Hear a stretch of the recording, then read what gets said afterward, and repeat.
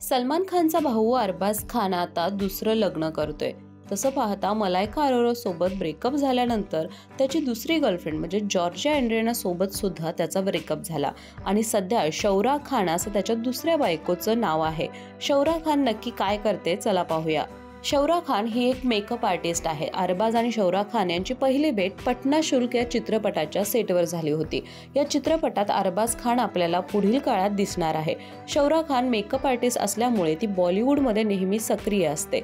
Georgia एंड्रिनाच्या आधी त्याने मलायका अरोरा सोबत लग्न केलं होतं आणि त्यामधून त्यांना एक मुलगाही आहे। पण 2016 मध्ये अरबाज खान आणि मलायका एकमेकांपासून वेगळे झाले।